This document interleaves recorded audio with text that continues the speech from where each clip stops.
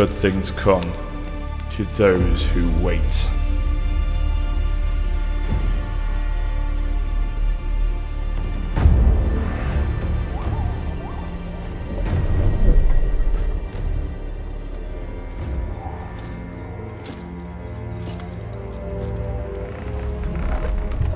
The deep wood stirs. The chill winds of winter are past, and the season of war is here.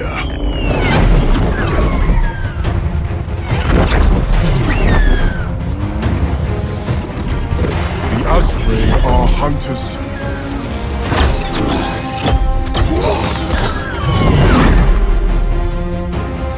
And the forest is our home.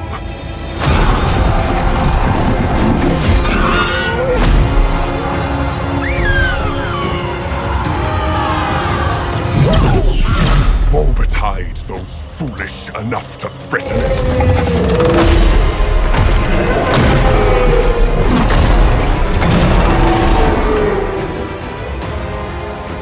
There have been sacrifices, but we are ready.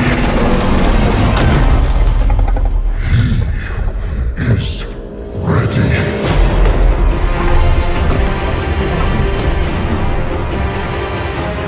The wild hunt begins!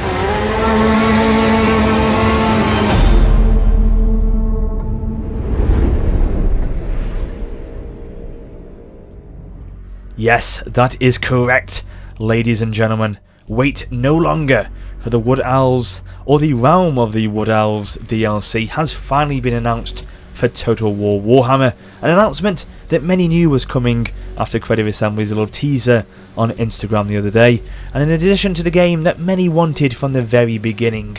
Well, desire no more, for on December the 8th, you'll be able to get your hands on these pointy-eared little tree huggers, and I'm very much looking forward to it. As I was fortunate enough to take a look at these guys earlier this week while I was down at the studios for the Modern Wars, as I got to play the Silver Spire quest battle for the Legendary Lord of Orion, the King in the Woods, who is one of two Legendary Lords that will come with the DLC. The quest battle itself is against the Beastmen, who have invaded their lands, and a great battle erupts on one of the new forest style maps in the lands of Athal Loren.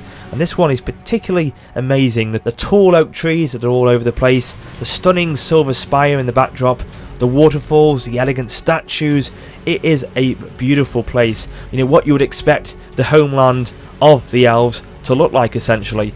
And in my opinion, the wait has been worth it for the Wood Elves, as the unit models look really terrific. So much detail and diversity are within them. I mean, there is freaking tree units called Tree Men, for God's sake, which are absolute beasts and overwhelm the battlefield and the enemy. We've got Eternal Guard Spearmen, who have some fabulous looking armour on them, and we've got cavalry units of deers, for God's sake, and even massive forest dragons with antlers on them. Could it get any better than that, really? And this is something you cannot take away from Warhammer. The depth of model design and variation is the best I've seen in Total War to date. I mean, sure, some of the rosters need some more work. For example, Bretonia, which I'm sure will be the case next year in February when they re-release them on the upcoming Old World edition. And some were critical as well of the Beastmen's roster when they launched. Obviously, a lot of work went into the designs and skeleton models of them, but people thought there wasn't enough units for the price of the DLC. Hopefully that won't be the case for the Wood Elves, as I believe, from what Creative Assembly told me, they have included all the units of the Wood Elves that were in the 8th edition, so that's pretty darn good.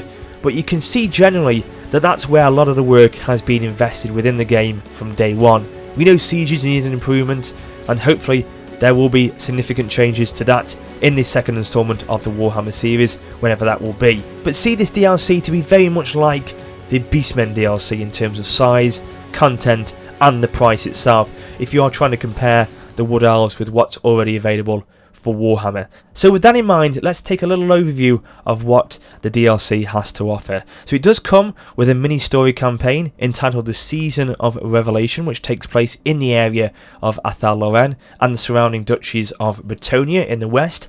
And I did get a chance to look at it while I was there, and the map does look gorgeous, very atmospheric, encapsulating that area of the old world very well indeed.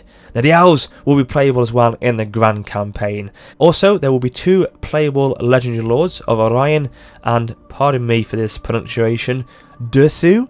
I'm probably butchering that, I always make a cock up of it, but if I am, great. If I'm not, please let me know down below, but I'm going to go with Durthu.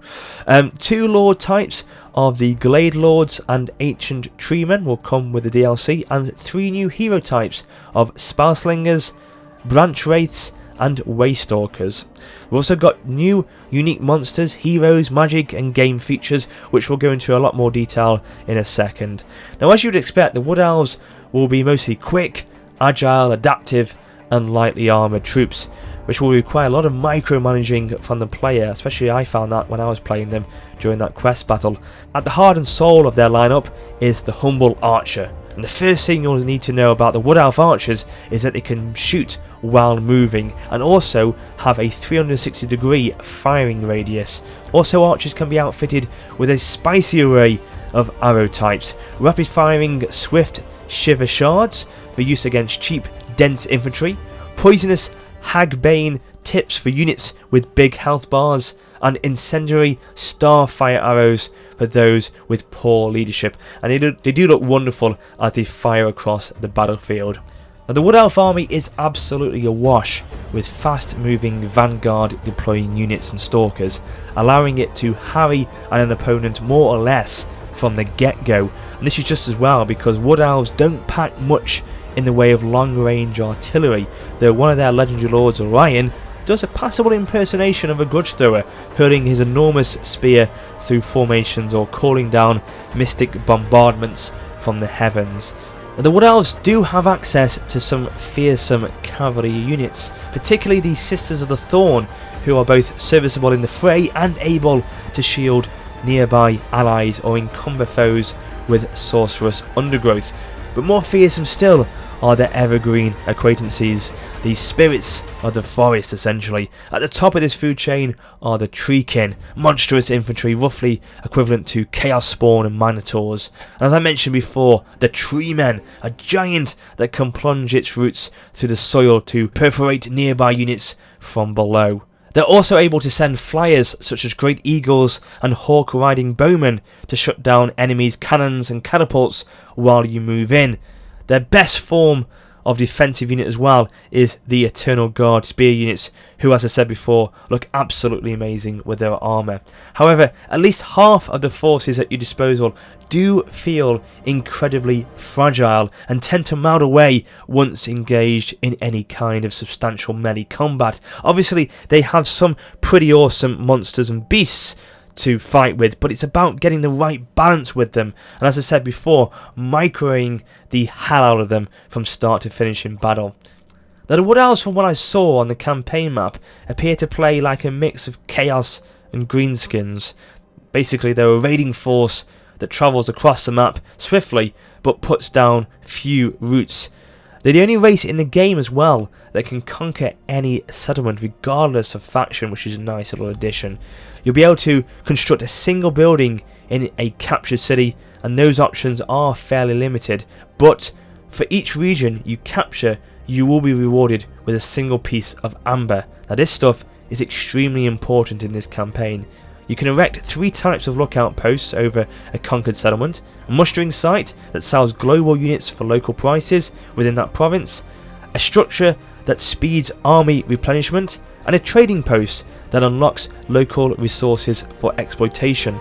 The Wood Elves have a unique victory condition that will require you to spend loads of this amber resource to grow a big magical tree called the Oak of Ages in the realm of Athal-Loren, which does look super cool on the campaign map. I saw it there when I was down at the studios, and it did look very, very good indeed. Now, as it grows taller on the campaign map, your enemies will notice this, and there are at least a couple of big scripting moments that you'll eventually need to deal with apparently.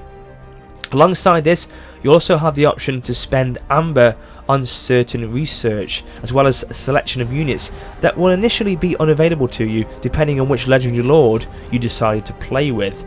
So for example, those who choose Orion as their Legendary Lord will be able to buy Elf troops using gold, but you'll need Amber for Tree Spirit units and associated upgrades. Conversely, those who pick the Treeman General Durthu need Amber if they want to field Elf archers and cavalry. So that's it, that's my overview of the Wood Elves for you. Hopefully it's helped you to give a little taster of what to expect from them and how they'll play out on the game. And it sounds like they will definitely add a unique flavour to Total War Warhammer going forward, and I'm very much looking forward to playing them on the 8th of December. And of course, once the Wood Elves are released, I will be covering them extensively on the channel, so do keep your eyes peeled out for that. Also, when I was down at the studios, I once again got my hands on Total War Arena for a few games. The improvements seemed to be very solid and I was impressed with what I saw.